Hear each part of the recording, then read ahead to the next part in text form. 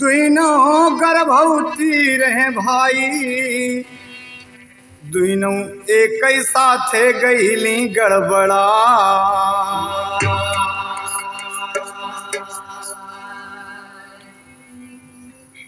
देखें, इनमें एक ताज्जुब बात मिले आपके, आप आश्चर्य में पड़ेंगे। बात उस जमाने की है जब विज्ञान इतने चरम सीमा पर नहीं रहा, तो हमारे बड़े बुजुर्गों की खोपड़ी कुदरती मशीन जो विधाता उन्हें दिया है, किस तरीके से फैसला किसी बात का करते थे, इस गीत में आपको मिलेगा। ननद भौजाई घर में हैं, दोनों के पिया प्रदेश में हैं, और कमाल की बात यह है कि दोनों की लड़कियां हुई हैं, और वक्त महीना दिन पूरा होता है। धीरे धीरे पतोहिया का चेहरा कुछ मलिन लगत है, उदास रहत है, उठे बैठे में बड़ी तकलीफ होता है, एकदम परेशान दोनों। वो अपने कमरा में, वो अपने कमरा में। कभी को एक तर्ज देना पड़ा, गजल का नमूना है। बड़े बेवफा हो, वफा क्या करोगे, बड़े बेवफा हो, वफा क्या करोगे, मेरे दर्द दिल की दवा क्या करोगे, मेरे दर्द दिल की दवा क्या करोगे, मेरे दर्द दिल की दवा क्या करोगे। अर्ज का नमूना था, ओरिजिनल भाव, लेकिन यहाँ पर सिसकती हैं कलियां, सिसकती हैं कलियां, कोई ना हमारा, सिसकती है कलियां, कोई ना हमारा, सिसकती है कलियां, कोई ना हमारा, सिसकती है कलियां, कोई ना हमारा, सिसकती है कलियां, कोई ना हमारा, सिसकती है कलियां, कोई ना हमारा। बिना बागबां के, बिना बागबां के है किसका सहारा, बिना बागबां के है किसका सहारा, बिना बागबां के है किसका सहारा। कहना है, एक तरफ तड़पती बहुअर बेटी है शोर मचाती, अम्मा को बुलाएं दोनों है जोर जोर चिल्लाती, अम्मा माई जोर जोर चिल्लाती, अम्मा को बुलाएं दोनों है जोर जोर चिल्लाती। बिटिया के पीड़ा उठल जब बदन में, अम्मा के बुलाओ थे, अम्मा अरे माई यहाँ आ जा, तो ओके बाद जिसे सुने के दौड़त है, इतने में का होता है, झट बोली बहू सासू जी, झट बोली बहू सासू जी, झट बोली बहू सासू जी, है अधर में जिंदगानी, है अधर में जिंदगानी, है अधर में जिंदगानी। बेटी तबले चिल्लाई, माँ मेरी बात लो मानी, बेटी तबले चिल्लाई, माँ मेरी बात लो मानी, बेटी चिल्लाई, माँ मेरी बात लो मानी। परेशान बुढ़िया अरे इधर और उधर में, क्योंकि उछला था अम्मा हिया, उछला था अय्या हिया, अरे अय्या, अरे अम्मा, अरे अय्या। परेशान बुढ़िया पसीना पोछत है, बेचारी के बार सन हुई गए बा, परेशान है इधर उधर में। कहना पड़ा कि परेशान बुढ़िया अरे इधर और उधर में, भला ऐसे कैसे, भला कैसे ऐसे में होगा गुजारा, भला ऐसे कैसे होगा गुजारा, भला ऐसे में होगा गुजारा।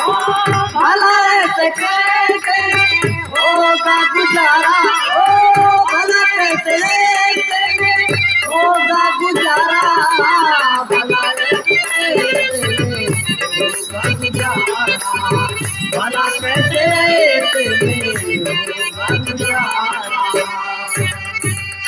इतने में बहू बड़ी जोर से चिल्लाई और तड़ाक से भगवान के माया देखा।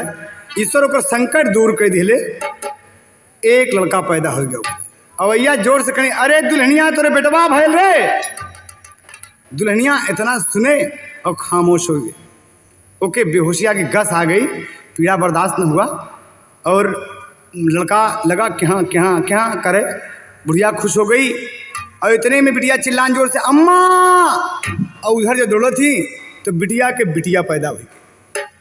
बिटिया के बिटिया पैदा भैल तो मतारी कहा थी कि अरे बिट्टी तोरे तो बिटिया हो गए रे, ससुरे में तोर कदर न हुई। अगर ससुरे वाले सुन लेंगे कि तोर बिटिया भाई तो कदर न हुई।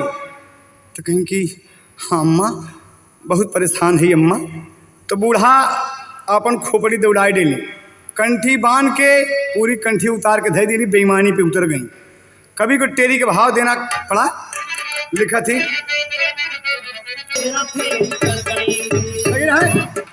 कहना है, बिटिया के बिटिया भैली बहुअर के पैदा भैले लाल। बहुअर के पैदा भैले लाल, बहुअर के पैदा भैले लाल। बूढ़ा से ही देख गवाना सौरी में कई गईली चाल। भाई सौरी में कई गईली चाल, सौरी में कई गईली चाल। लेकिन बहुअर जान रही थी हमारे भैले बाल गोपाल। भला हमारे भैले बाल गोपाल, भला हमारे भैले बाल गोपाल। बहु भयल बेहोश बुढ़ियावा तब फैलाए सयापन जाल। बहु भयल बेहोश बुढ़ियावा तब फैलाए सयापन जाल। बहु भयल बेहोश बुढ़ियावा तब फैलाए सयापन जाल। का काम किए कि अच्छा मौका बा केहू और टोला मोहल्ला के लोग नहीं जानते न बुढ़िया हेरा फेरी कहेंगे। बहू का बेटवा उठाकर बिटिया के पास कर दिया तो बिटिया का बिटिया उठा के ले गए, पतोहू के लेके रख दिया। और एकदम इतने में ओके कुछ होश आ गया। तब बहू के बेटवा लिहे सब उठाई गई बिटिया के पास। अरे बिटिया का बिटिया लेके झट लौट पड़ी है सास हो। बुढ़िया एरा फेरी कही गई। ये बुढ़िया कमाल कह गई। अरे आस का पंछी तरसे घेरे रैन अंधेरी। बुढ़िया हेरा फेरी कही गई। आस के पंछी तरसे घेरे रैन अंधेरी। बुढ़िया हेरा फेरी कही गई। आस के पंछी तरसे घेरे रैन अंधेरी। बुढ़िया हेरा फेरी कही गई।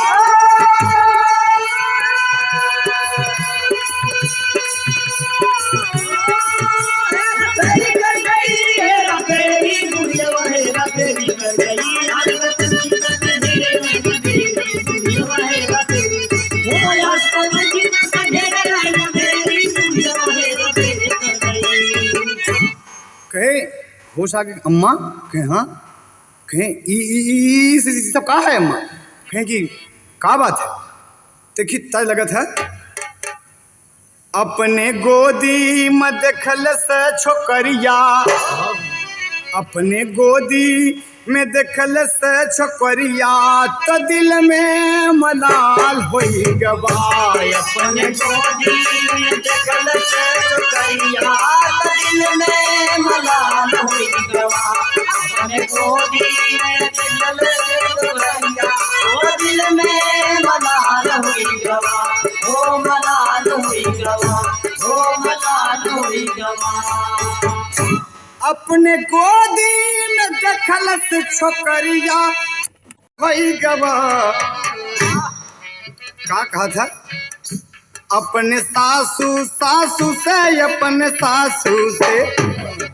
सासू से बोलली दुल्हनिया कि अम्मा एक सवाल होई गवा। अपने सासू से बोलली कि अम्मा एक सवाल होई गवा। अपने सासू से बोलली दुल्हनिया कि अम्मा एक सवाल होई गवा। वो सवाल होई गवा, वो सवाल होई गवा। कहे हे माँ अपने मुंह से कहू तू तो भक्तिन हो झूठ काहे बोलत हो अम्मा, कहीं का बात है? अंतरे में तू तो कहलियो कि भाई ले ललनवा अंगनवा निहाल हो निहाल हो निहाल होई गबा। कैसे गोदिया में गोदिया में गोदिया में कैसे गोदिया में खेलई छोकरिया कैसा बवाल होई गबा। कैसे गोदिया में खेले छोकरिया कैसा बवाल होई गबा। कैसे गोदिया में खेले छोकरिया कैसा बवाल होई गबा। ओ बवाल होई गबा, ओ बवाल होई गबा।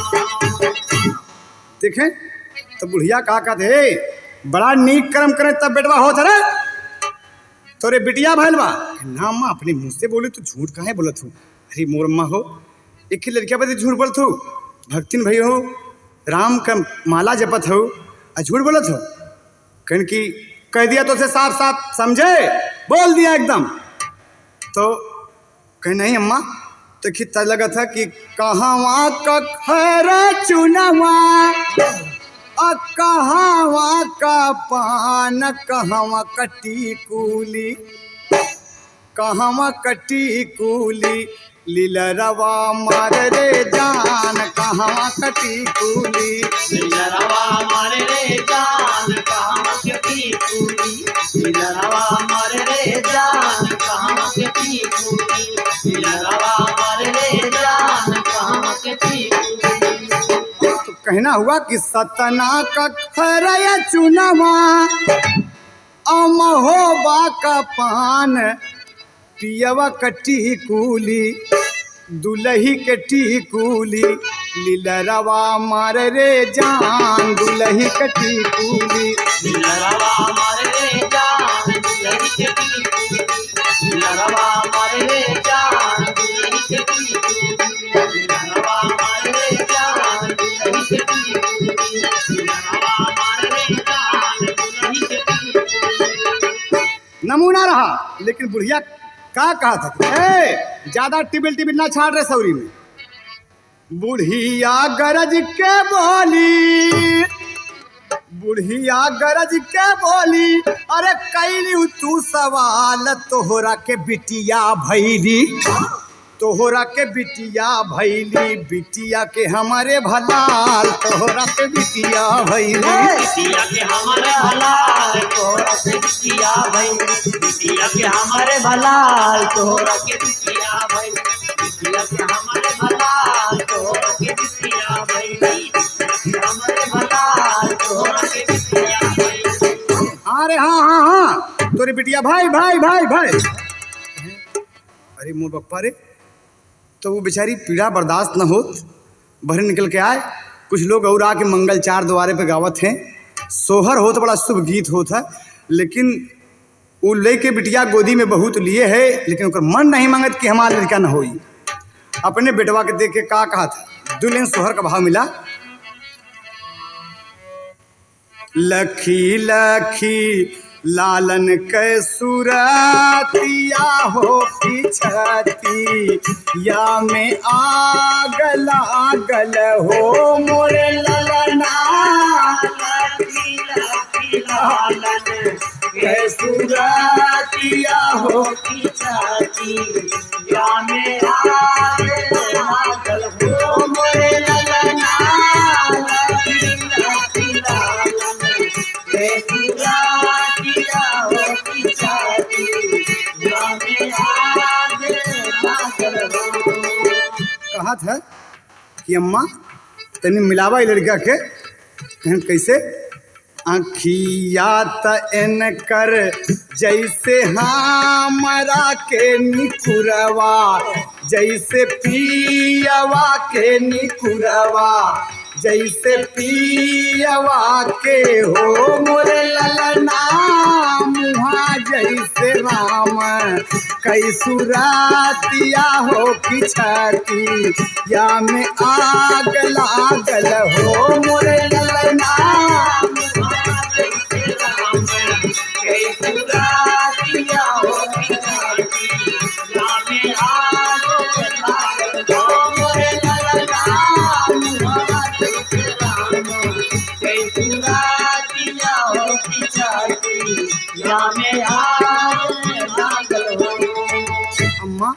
और मिला ले मुन्ना का लग रहा हो ना।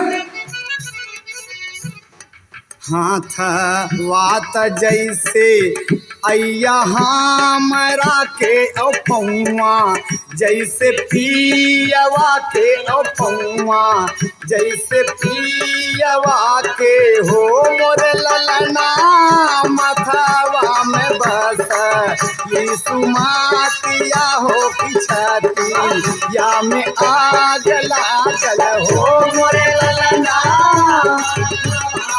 अरे जिया जगदीश बहादुर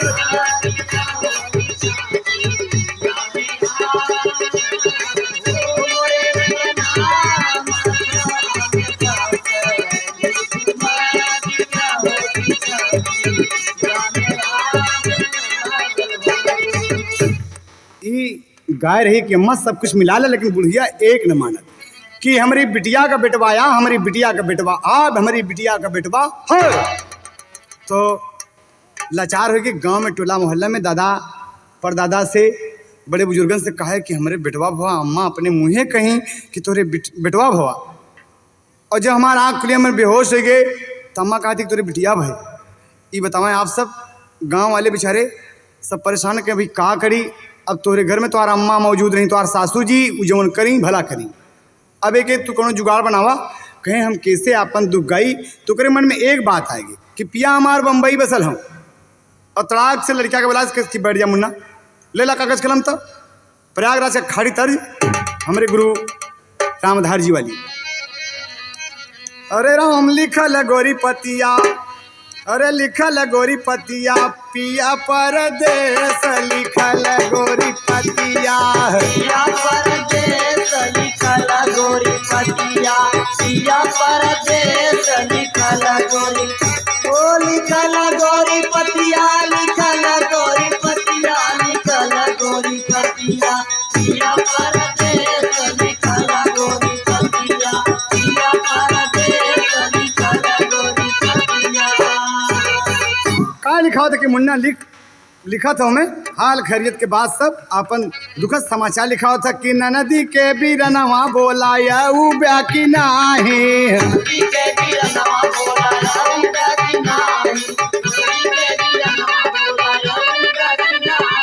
जियरा कहता पानिया बुझऊ ब्याकी नाही।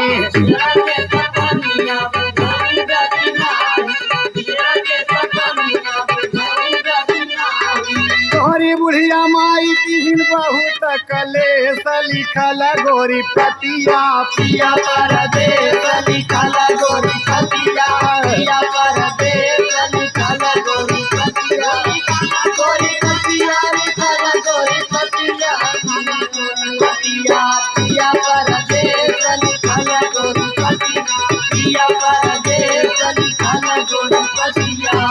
और का कहा था लिखा था आगे कहे हमारे गोदी में पैदा भइले एक ललनवा। हमारे गोदी में पैदा भइले एक ललनवा हमारे गोदी में पैदा भइले एक ललनवा। तोहरी बहिन के बिटिया भइल बा सजनवा। तोहरे बहिन के बिटिया भइल बा सजनवा तोहरे बहिन के बिटिया भइल बा सजनवा। अदला बदली अय्या कैली लागत दिल में ठेस लिखल गोरी पतिया पिया परदेस लिखल गोरी पतिया परदेस लिखल गोरी पतिया। लिख दिया कि हमारे बिटवा भवा और तोरी बहिनी की बिटिया भइल बा। अम्मा अदला बदली कही गई। ये बताओ मंत्र लिए हैं झूठ बोला थी कंठी माला उतार के ताके पर रख दिए हैं। तो और लिखा था कहीं ठीक है अदला बदली हो जाए मान ले बात कोनो बात नहीं हमारे बिटिया भाई। लेकिन लड़का जब बड़ा हो जाए तो एक बात का खतरा बपिया। आगे चिट्ठी में लिखा हुआ था कहा था का लिखा हुआ था कि बेटा वाका अपने कैसे कहबे तू भैनवा।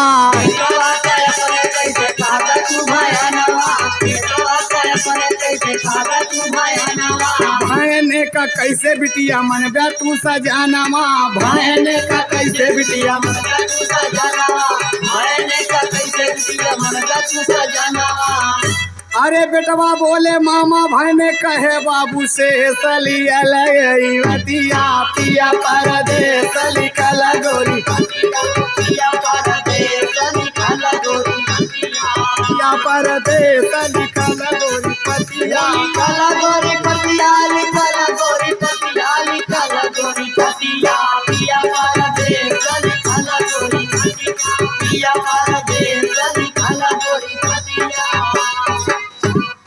इतना लिखा के लड़के से कह कि एक डाक खाना में छोड़ दो मुन्ना। और चिट्ठी चल गए। अब पहुंची जब शहर में, डाकिया दिए, परदेसी ड्यूटी से आए, हारा थका, और चिट्ठी खोल के देखे खुश हो गया कि मेरे घर से आए, हाल खैरियत मिले। लेकिन आ गई, अम्मा का 5वां आशीर्वाद मिला, बढ़िया मिली, ले भैया आवा आवा भैया आवा आवा आवा, बैठा बैठा लिए। तो तार अच्छी लगा था, यह भोजपुरी माँ, इस सड़किया सरकारी यही रे मोर बलमुआ, सड़किया सरकारी यही रे मोर बलमुआ, सरकारी यही रे मोर बलमुआ। वहीं रे सड़किया पे औरतन अक्सर भोजपुर में गावत थी, वहीं रे सड़किया पे कोयरी के बेटवना बेचेला तरकारी, अहि रे मोर बलमुआ, बेचेला तरकारी यही रे मोर बलमुआ, बेचेला तरकारी यही रे मोर बलमुआ। लेकिन हमर लोग कह दिया कि का सड़क ये सरकारी बा, हई नहरी औ सरकारी अहि रे मोर बलमुआ, नहरी औ सरकारी अहि रे मोर बलमुआ, नहरी औ सरकारी अहि रे मोर बलमुआ। वहीं रे नहरिया पे बरई के बेटौना, नहर के पटारिया पे बरई के बेटवना देखोवेला सुपारी अहि रे मोर बलमुआ, आवेला सुपारी अहि रे मोर बलमुआ, आवेला सुपारी अहि रे मोर बलमुआ। वह तो तर्ज का नमूना है, लेकिन बोला था महतारी जिया मोर ललनवा, बोला था महतारी जिया मोर ललनवा, बोला था महतारी जिया मोर ललनवा। बिना चिट्ठी पत्री कैसे आई गा भवानवा, मैं लागू बलिहारी अहि रे मोर ललनवा, मैं लागू बलिहारी अहि रे मोर ललनवा, मैं लागू बलिहारी अहि रे मोर ललनवा। एतने में आई दुलहिनिया छुई पहुआ, एतने में आई दुलहिनिया छुई पहुआ, विपतिया बड़ी भारी अरे मोर सजनवा, विपतिया बड़ी भारी अरे मोर सजनवा, विपतिया बड़ी भारी अरे मोर सजनवा। का कहता कि स्वामी बड़ी विपद बा, जो चिट्ठी में लिखे रखे हम समझी का बात है, बोल अब साफ साफ। कहन बेटवा जनमौले लेकिन गोदिया में बिटियावा, नयन से आंसू ढारी अरे मोर सजनवा, नयन से आंसू ढारी अरे मोर सजनवा, नयन से आंसू ढारी अरे मोर सजनवा। माई से निहारी बोला था बले बेटवन काई, बोला था लबारी अरे मोर ललनवा, बोला था लबारी अरे मोर ललनवा, बोला था लबारी अरे मोर ललनवा। कहे बेटवा अरे ई जब से गर्भवती भई तब से कर मिजाज ना मिलत बा, का कहा था, रग रग में एक करे छंदवा भराला बा, खिलावेला कुमारी अरे मोर ललनवा, खिलावेला कुमारी अरे मोर ललनवा, खिलावेला कुमारी अरे मोर ललनवा, खिलावेला कुमारी अरे मोर ललनवा, खिलावेला कुमारी, खिलावेला कुमारी, खिलावेला कुमारी अरे मोर ललनवा, खिलावेला कुमारी अरे मोर ललनवा। कहत है बेटवा तोहरी कसम, औरतिया कहत के पिया ये हमके छछंदी कहत हैं, अरे ये बूढ़ा माई हैं, तोहरी कसम पिया झूठ नहीं बोलली मोरे ललना हजारी अरे मोर बलमुआ, ललना हजारी अरे मोर बलमुआ, ललना हजारी अरे मोर बलमुआ। गांव देश के लोग जुट गए, चकित हुए सुनबानी, अरे बिटिया बेटवा के खातिर कैसी भैली बेईमानी ज्ञानी लोग सोचते कवन जतनिया हेरी बुढ़िया हेरा फेरी कई गई ज्ञानी लोग सोचते कौन जतनिया हेरी बुढ़िया हेरा फेरी कई गई ज्ञानी लोग सोचते कौन जतनिया हेरी बुढ़िया हेरा फेरी कई गई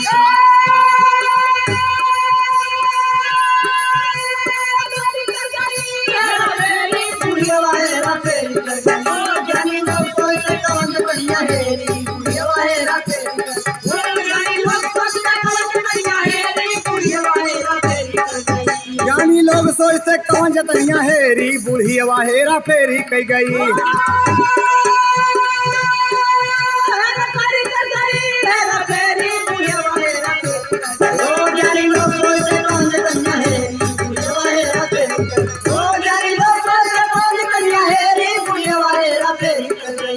तसौरी बीच टपट भाव उठली पीर घनेरी बुढ़िया हेरा फेरी कई गई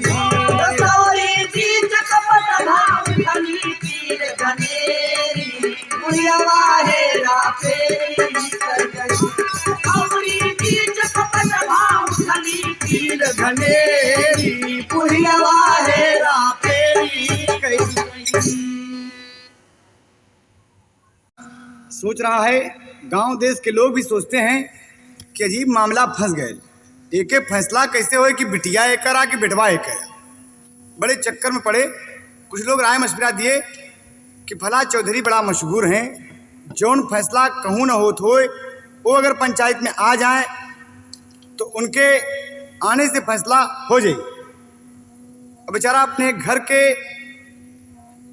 सामने बैठा है दुल्हनिया बिटिया लिए है तो कहला का अपने बहने का बिटिया कहबा कन रे हमार मूड़ी कटलिनी मोर बूढ़ा माई हमार मूड़ी कटलिन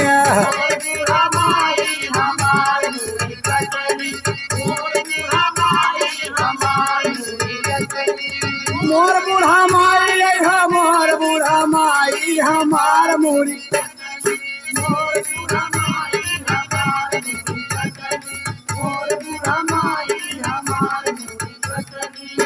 दुल्हन से कहा था जात हम चौधरी कहे रही दुल्हनिया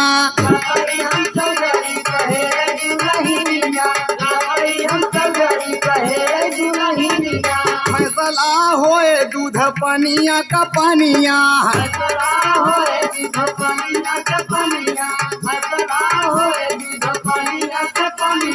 चला परदेसिया घर से रही आई हमार मूड़ी कटली कहे मोरी माई हमार मूड़ी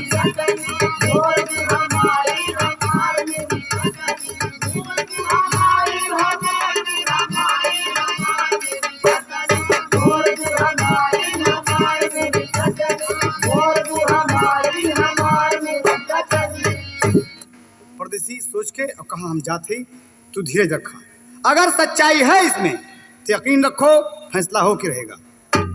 अगर बेटे को तूने जाया है तो बेटा तुझे मिलेगा। ईश्वर के यहाँ इंसाफ होता है पंच इंसाफ करेंगे। और चला तो देवरिया का फाग लग गया।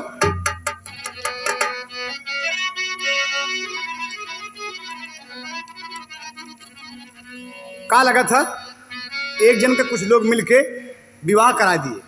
अब विवाह करा दिए तो एक दिन जब गमन होकर आ गए तो मौज मस्ती में एक पान की दुकान के सामने खड़ा होकर बुलबुली झाड़ रहा है। तो एक बुढ़वा देख के हंसाई छूट गए। अब ला अरे जब से गुजरिया मिली शौकीन अरे हो गई बबवा तो गंवरी कतीन दुल्हन सी कनरा मसीनी चढ़ावई दुल्हा खोदई नहारिया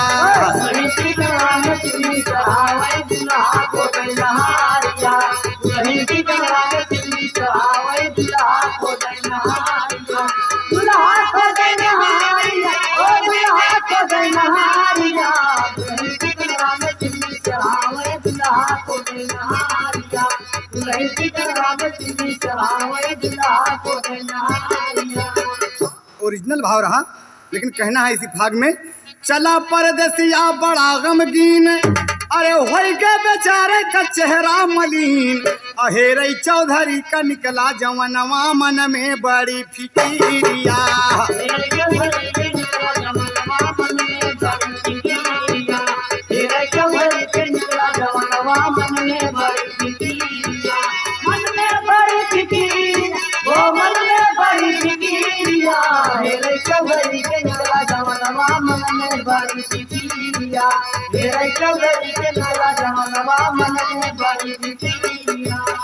रास्ता चला जाते सोच रहा है कि गईले विधाता हमन से रूठ दुई नाव में कई बोला थी झूठ। कैसे पता लागे झूठ सही का यापन धरे डगारिया।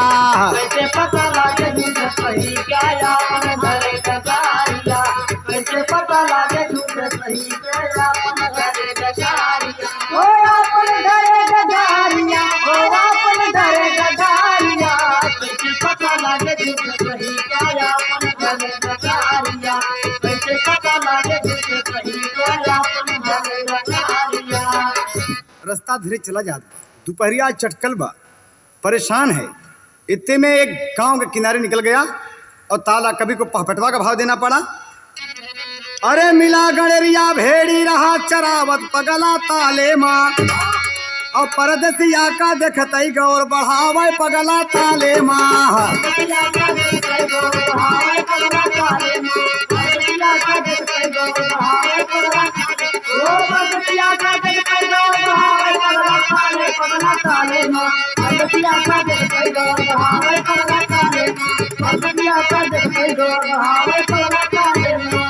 देखिए परदेसी के जय राम जी की। परदेसी ऐसे आए भाई, आ गए। अरे कसो यहाँ कैसे ताले में दोपहरिया में कहन का बताई भाई साहब। आया कैसे दोपहरिया में बोला बड़का भैया हो और दगी जय रमी दुई नौ जन के अच्छी रही कमैया हो। कहन भाई साहब कहन का कहन एक बात बताई कहन का। अरे पाल भाई के भीड़ी रहा पियावत पगला ताले माँ बैठ के आपन सारी बात बतावत पगला ताले माँ।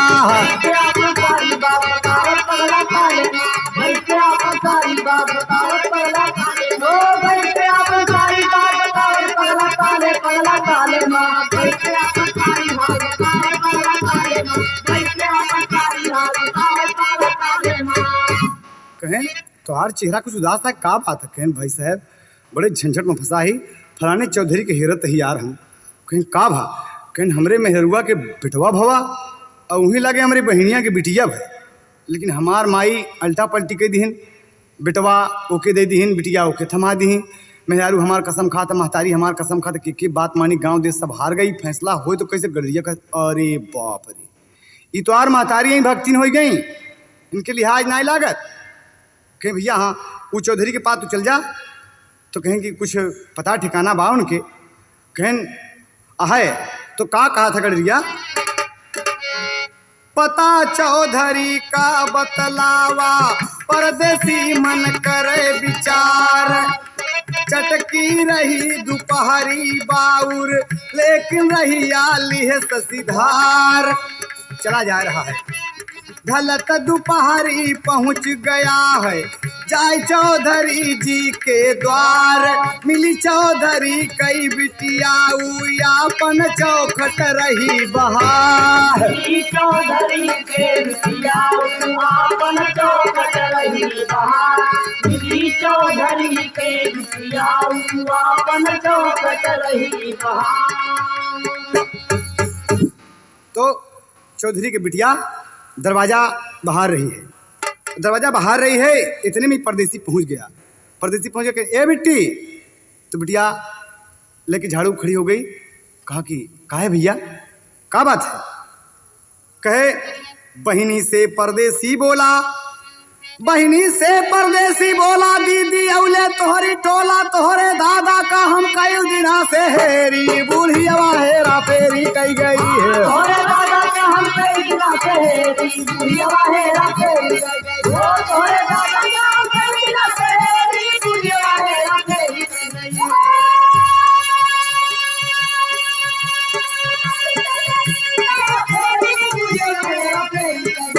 तोहरे दादा का हम कई दिना से हेरी।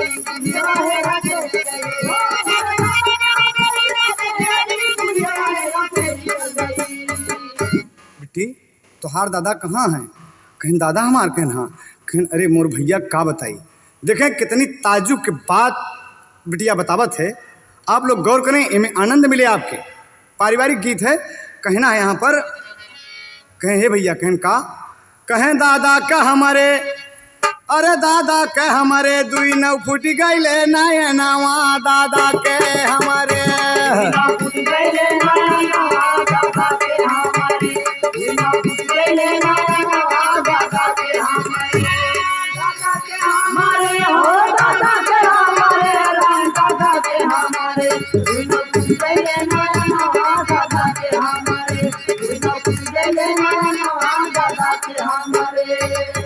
देखें आप बिटिया कहा था कि बाप हमार आन्हर हो गए भैया, अब पंचायत लाए नहीं हैं। अरे ये कब से? कहें 3 महीना भवा, 3 महीना भवा आँख से हो गई ले हैं अंधा। 3 महीना भवा आँख से हो गई ले हैं अंधा, 3 महीना भवा आँख से हो गई ले हैं अंधा। तब से पंचायत वाला कुल बंद कर दिए धंधा बंदा, सोचे अपने मनवा दादा का हमारे है। सोचे अपने मनवा दादा के हमारे, सोचे अपने मनवा दादा के हमारे।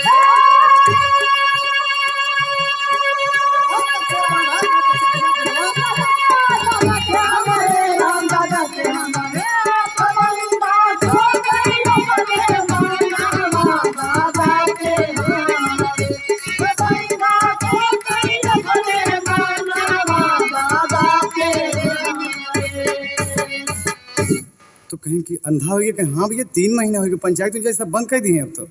कहीं अच्छा, वो जैसे पलटा इतने में चौधरी का बड़का बेटवा मिल गया, जयराम भैया। जयराम कसो परदेसी कब आया?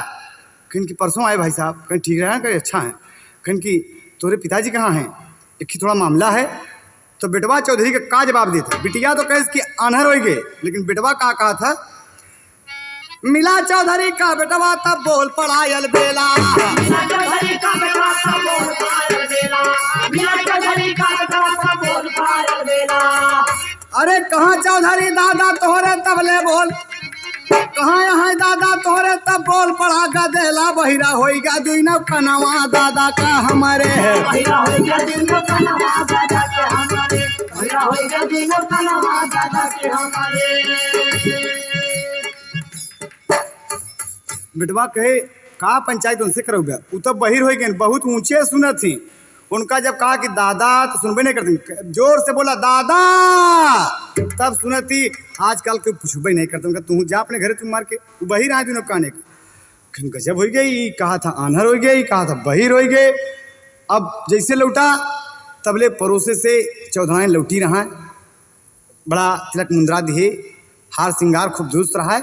और देखे तो पाँच हुए, अम्मा पाव लगी, जिया भैया। अरे परदेसी कब आया तू बम्बई से भैया? अम्मा परसों आए हैं, एक मामला है, चौधरी कहाँ हैं? तो कहें अम्मा एक बार बतावा। कहीं का बोला तो बतावा था, खड़ा खड़ा परदेसिया सोचे बिरथा होइगा आना। अरे कहाँ चौधरी का लड़का बेकार यहाँ वहाँ जाना, बीरन माना मोर कहनवा दादा का हमारे। कहे अम्मा वो कहता है बहिर हो गए, वो कहता है आन्हर हो गए, चौधरी कहाँ है बतावा। तो का कहा था? आह विदेशिया में। आह चौधरायन का प्रमाण के नहीं, विदेशिया नहीं। वो का कहा थी? तर्ज लगा था कि अम्मा चौधरी कहाँ हैं? कहें एक दिन नहाई गईले, अरे बाबा के सगरवा हो, बाबा के सगरवा हो, सगरे मझूला निहराई गईली राम रम जी। सगरे मझूला निहराई गईली राम रम हो, सगरे मझूला निहराई गईली राम रम हो। एक दिन नहाई गईले बाबा के सगरवा हो, बाबा के सगरवा हो, सगरे मझूला निहराई गईली बेटवा जगदीश। सगरे मझूला निहराई गईली राम रम हो। लेकिन अम्मा अम्मा से जब पूछा था कि चौधरी कहाँ हैं, तो अम्मा का जवाब देती, सबसे ताजुब वाला जवाब आई। का कहा थी, अरे होइगा 6 महीना वन कर होई गईले मराना हो, होई गईले मराना हो, हमारा सजाना तेरा गईले लाल मोरे, हमारा सजना हेरा गइल लाल मोरे, हमारा सजना हेरा गइल लाल मोरे। एक का महीना हो गइल मराना हो, हो गइल मराना हो, हमारा सजना हेरा गइल लाल मोरे, हमारा सजना हेरा गइल लाल मोरे। हम हनिया भागन का विधवा बनौले, क्रिया करामया बल नाही निपटौले, तेरा ही पड़ी है भैया अगले महीना हो, अगले महीना हो, हमारा सजनवा तेरा गईले लाल मोरे, हमारा सजना हेरा गइल लाल मोरे, हमारा सजना हेरा गइल लाल मोरे। तेरा ही पड़ेगा अगले महीना हो, अगले महीना हो, हमारा सजना हेरा गइल लाल मोरे, हमारा सजना हेरा गइल लाल मोरे। तो परदेसिया के गजब हुई। बिटिया कहा था कि आन्हर हो गए, बेटवा कहा था कि बहिर हो गए, अये सुनिए उपार दी, ये कहा था मर गए, सब सिंगार इनके बदन पर बा, अजब हो गया, हाथ में चूड़ी, विधवा का कौनो रूप न बा, लेकिन कहा थी कि मर गए चौधरी। देखा कितनी बढ़िया बात बोला था। तो परदेसिया कहा था, सोचे परदेसिया गजब हो गईले, घर के 3 प्राणी 3 बतिया बतैले, कहा कौनो बात नाही जाता ही भवाना हो, जाता ही भवाना हो, हमारा सजनवा हेरा गईले लाल मोरे, हमारा सजना हेरा गइल लाल मोरे, हमारा सजना हेरा गइल लाल मोरे। कहीं कौनो बात नाही जाता ही भवाना हो, जाता ही भवाना हो, हमारा सजना हेरा गइल लाल मोरे, हमारा सजना हेरा गइल लाल मोरे। बेटवा पाई के खातिर सहाय बड़ कसाला हो, आज हैरान होएगा, आज हैरान होएगा, बुढ़िया कलाला हो, एकदम परेशान है। लौटा दोपहरिया में चुवेला पसीना हो, चुवेला पसीना हो, हमारा ललना लाल मोरे, हमारा सजना हेरा गइल लाल मोरे, हमारा सहारिया में चुवेला पसीना हो, चुवेला पसीना हो, हमारा सजना हेरा गइल लाल मोरे, हमारा सजना हेरा गइल लाल मोरे। वो लौट पड़ा और सोचा था कि गजब होगी। जब मरिन गेन चौधरी तो फैसला का करी, ये हमका और ताजुबी लागत है कि हमारे घरे से गूढ़ मामला इनके घरे बा। हे मोर बप्पा रे, बिटिया आना और बेटवा बहिर, मेहरारू कहे मरिन गए, तेरा ही अगले महीना में बा। का बताई, हैरान हो कि जब लौटा बेचारा, तो फिर ताले की रास्ता धरे, ताले के रास्ता धरे, गड़िया में कस हो तई बीड़ी लिया दिए जा भाई साहब, आवा आवा यहाँ मुराओ, कहें कि बीड़ी है भाई, कहें कस मिलेन, कहें नहीं यार, कहें कि दत्ता बला बहन, अरे चौधरी के घर, कहें भाई साहब हमसे ज़्यादा मामला मंगड़हान बा, कहें बिटिया से पूछा तो कहें आन्हर हो गए, और बेटौना से पूछा तो कहें बहिर हो गए, और खास चौधराई से जब पूछा तो कहें मरिन गए। तो ही बताओ भाई साहब कि हमार मामला गाड़ बा कि इनकर, कहें हाँ यार बड़ी ताजुब की बात भाई। तो कहें लेकिन एक बात बा, चौधरी के तुम गए हैं और तू उनके खोजा भाई साहब, कैसी बात है, मरा नहीं है, न बहिरे यहाँ, न का नहीं है, वो ना नर यहाँ है। अब एक काल देखे परसों गांव में पंचायत रही तुम्हारा है चौधरी, कभी को उड़ान देना पड़ा।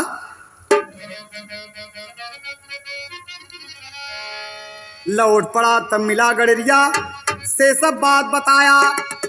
अरे अब किहन पंचायत परसों गांव का नाम लिखाया हो, बुढ़िया हेरा फेरी कही गई। चल दिया गांव का नाम लिखा दे कि जा तू बताई। हम परदेसी लिख के हेरत हेरत हेरत हेरत फला गांव में जब पहुंचा और देखा तो चारों ओर के भैया फलाने के मकान कौन अभी पहुंचा हुआ तो का देखा था कि बड़ा अचंभा हो गया कि चौधरी मर गए रहे नहीं कैसे जिंदा हैं। और देख के ताजुब का होता का कहा था, अरे लेटा रहे चौधरी रोग लोग रहे कुल घेरी, बुढ़िया हेरा फेरी कही गई। लेटा रहे चौधरी लोग रहे कुल घेरी, बुढ़िया हेरा फेरी कही गई। लेटा रहे चौधरी लोग रहे कुल घेरी, बुढ़िया हेरा फेरी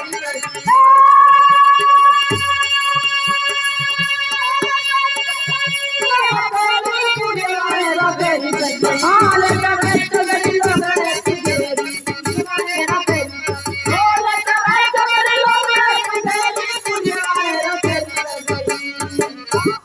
दिखा बड़े प्रेम से वो पहुंचा दादा जयराम जी की।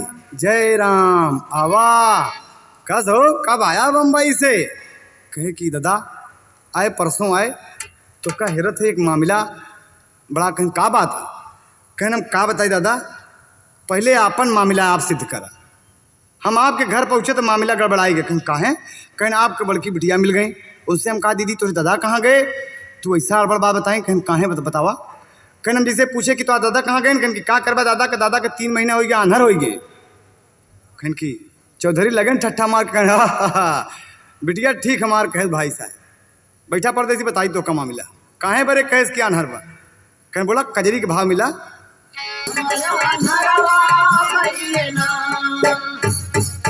कहन कि जब बिटिया के बियाह हम नहीं कह सकते है उकरे योगे सयानी है, उसको हमारा फर्ज है, मेरा कर्तव्य है कि बेटी अगर सयानी हो जाए तो बाप का फर्ज है कि उसको उसके ससुराल भेज दे, उसकी शादी कर दे, उसका हाथ पीला कर दे। लेकिन उकरे बरे हम अनहरे यही। कहन रे दद्दा। कहन और बतावा? कहन की और का बात है? कहन की बेटवा कहन की बहिर हो गए। कह हाँ सुना। चारऊ बेटवा झगड़ा ठाने करई चाहई अलग उजीना,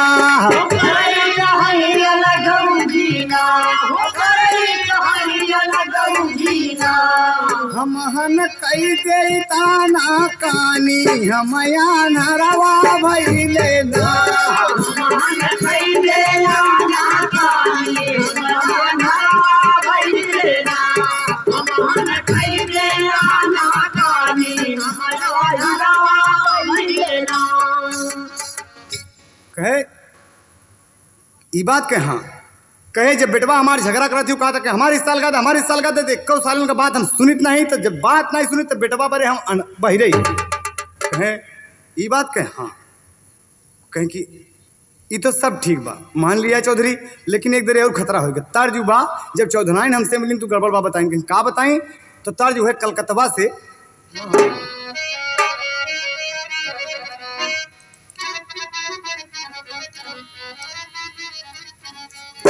दुल्हा दुल्ही के सोहागवा कहावेलना, दुल्हा दुल्ही के सोहागवा कहावेलना, दुल्हा दुल्ही के सोहागवा कहावेलना।